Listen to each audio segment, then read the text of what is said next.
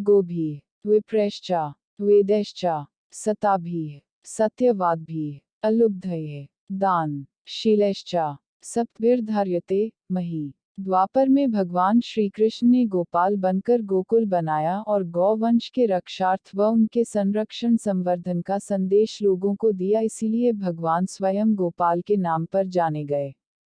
तो वहीं त्रेता युग में भगवान श्रीराम वनगमन के लिए जिस रास्ते से निकले और दक्षिण की ओर गए, उस कौशलगिरी पर्वत के निकट रंपुरवा धाम में परम पूज्य सद्गुरुदेव ललितांबा पीठाधीश्वर आचार्य श्री जयराम जी महाराज ने कलयुग के गोकुल की परिकल्पना को साकार रूप देने का प्रयास किया।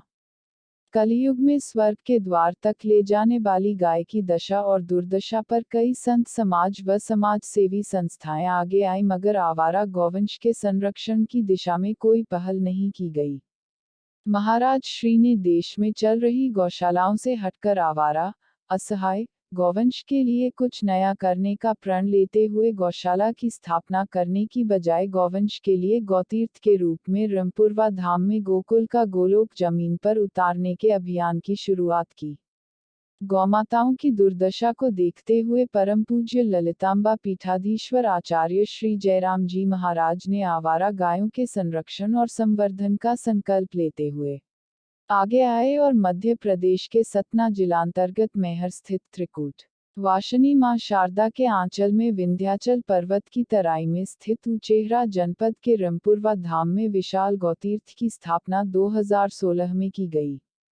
लगभग 50 एकड़ से अधिक के क्षेत्रफल में निर्माणाधीन श्री ललितांबा गौतीर्थ का कार्य युद्ध स्तर पर जन सहयोग से प्रचलन में है।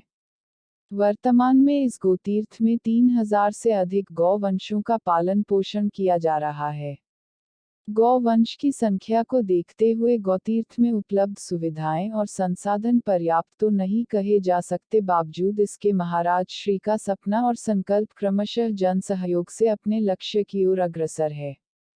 कहते हैं जिसने गौ सेवा कली उसे तीर्थ और धर्म कर्म की बहुत ज्यादा आवश्यकता नहीं पड़ती, क्योंकि गौ माता में 33 करोड़ देवी देवताओं का वास माना गया है। इसीलिए कहा जाता है कि जो व्यक्ति गौसेवा पूरे मनोयोग से करता है वह गाय के साथ साथ ईश्वर की सेवा व साधना कर लेता है। महाराज श्री द्वारा धर्म संस्कृति व गौ रक्षा का संकल्प लेकर वर्ष 2000 में रंपुरवा धाम में एक गाय से गौ सेवा का शुभारंभ किया गया। इस संकल्प से लोग जुटते गए और कारवां बनता गया। आज महाराज श्री का संकल्प ललितांबा गौतीर्थ के रूप में साकार रूप ले रहा है। एक गौवंश से शुरू हुए सफर को अभी लक्ष्य तो नहीं मिला, मगर लक्ष्य को पाने के लिए 3000 से अधिक गौवंश की सहभागिता गौतीर्थ में हो चुकी है।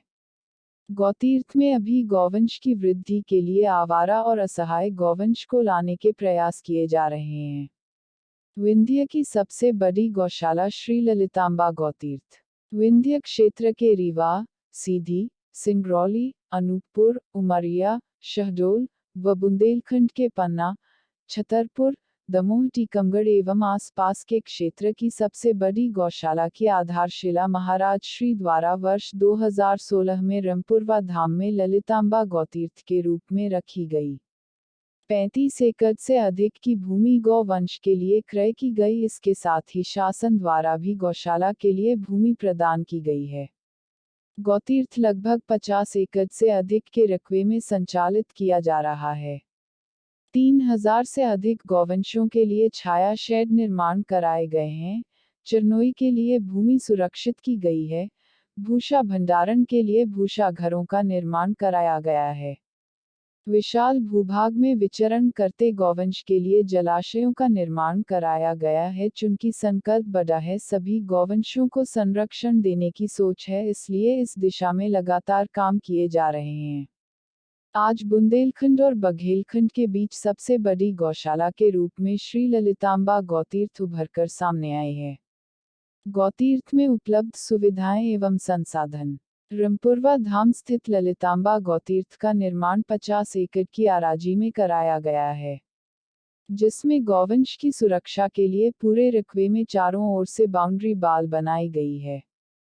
सुरक्षा घेरे के भीतर 3000 से अधिक गौवंशों का संरक्षण और संवर्धन 5 सुपरवाइजरों की कड़ी निगरानी व 25 से अधिक गौपालकों द्वारा किया जाता है।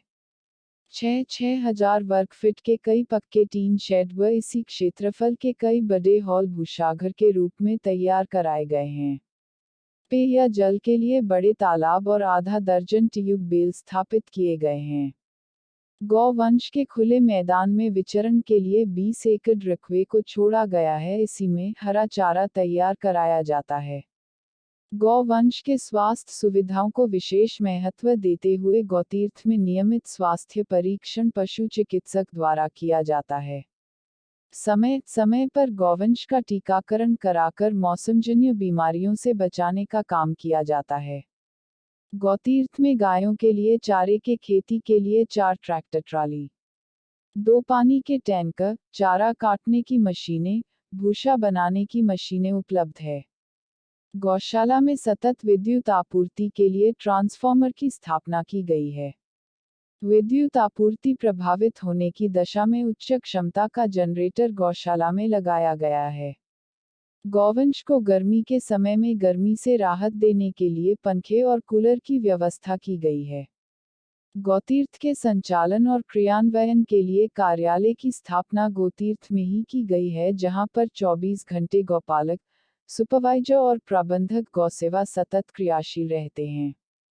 भविष्य की प्रस्तावित योजनाएं। श्री ललितांबा गौसेवा ट्रस्ट द्वारा संचालित गौतीर्थ में गौवंश के नस्ल सुधार केंद्र के साथ साथ क्षेत्र के लोगों को गौवंश के पालन, संरक्षण और संवर्धन के प्रति जागरूक करने के लिए गौतीर्थ में प्रशिक्षणशाला की स्थापना किया जाना प्रस्तावित है। गौवंश के उपचार और नस्ल सुधार के लिए पशु चिकित्सालय की स्थापना की कार्ययोजना प्रचलन में है।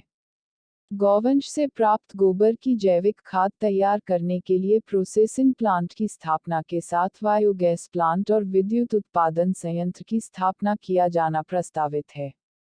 गाय से प्राप्त गोमूत्र से तैयार की जाने वाली औषधियों का निर्माण जनहित के लिए किया जाना प्रस्तावित है। गायों के साथ मनाएं उत्सव।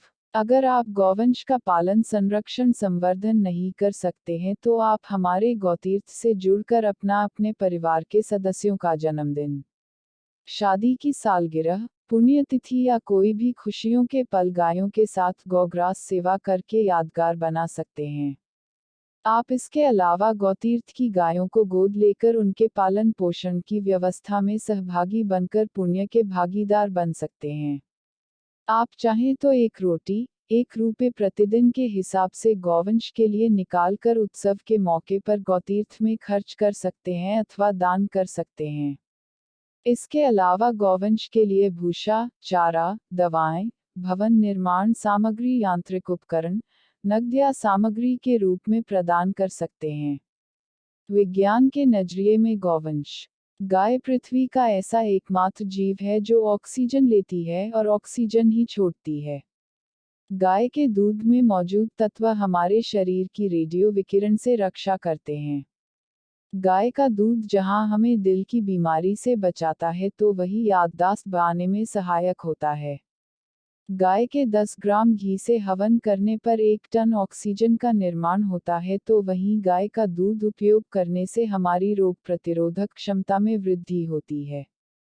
एक गाय के गोबर से वर्ष भर में 45,000 लीटर बायोगैस मिलती है, जो रसोई में ईंधन के रूप में उपयोग की जा सकती है। अमेरिकन वैज्ञानिक जेम्स मार्टिन के कथनानुसार गाय का गोबर और खमीर को समुद्र के पानी में मिलाकर एक रासायनिक द्रव्य तैयार किया जो बंजर जमीन में भी हरियाली ला देता है।